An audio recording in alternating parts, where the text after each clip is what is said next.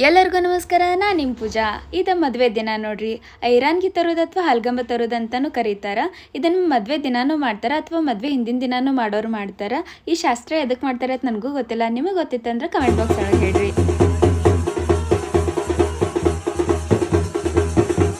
ಇದನ್ನು ಹೆಣ್ಣಿನ ಕಡೆದವ್ರು ತೊಗೊಂಬರ್ತಾರ. ಆ್ಯಂಡ್ ಇದೇನು ಹಲ್ಗಂಬ ತರ್ತಾರಲ್ಲ ಅದನ್ನು ಗಂಡಿನವರು ಚಪ್ಪರ ಹಾಕಿರ್ತಾರಲ್ಲ ಅಲ್ಲಿ ತಂದ ಕಟ್ಟಬೇಕು. ದೇವ್ರ ಅಕ್ಕಿ ಕಾಳು ಮುಗಿಸ್ಕೊಂಡೆ ಎಲ್ಲರೂ ಕಾರ್ಯಾಲಯಕ್ಕೆ ಹೋದ್ವಿ. ಯಾಕೆ ಬಂದ್ರೆ ಅಲ್ಲಿ ಅಕ್ಷತಾರೋಹಣ ಇತ್ತು. ವಧುವರ ಗ್ರ್ಯಾಂಡಾಗಿ ಎಂಟ್ರಿ ಕೊಟ್ರಿ. ಅಕ್ಷತಾರೋಹಣ ಆಯ್ತು.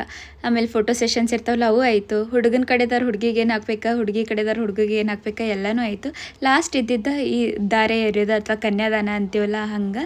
ಅಲ್ಲಿ ಅವಾಗ ಹುಡುಗನ ಶೂಸ್ ಕದಿಯೋದು ಪದ್ಧತಿ ಐತಿ ನಮ್ಮ ಕಡೆ. ನಾವು ಹೆಂಗೋ ಜುಗಾಡ್ ಮಾಡಿ ಅನ್ನಂದಿರೆಲ್ಲ ಹೆಲ್ಪ್ದಿಂದ ಶೂಸನ್ನ ಕದ್ವಿ. ಆಮೇಲೆ ಇಸ್ಕೋಬೇಕಾದ್ರೆ ಇಂತಿಷ್ಟಂತ ನಾವು ಚಾರ್ಜ್ ಮಾಡ್ಬೇಕಿರ್ತೈತಿ. ಅದು ಇದೊಂದು ಶಾಸ್ತ್ರ, ಖುಷಿ ಕೊಡ್ತೈತಿ.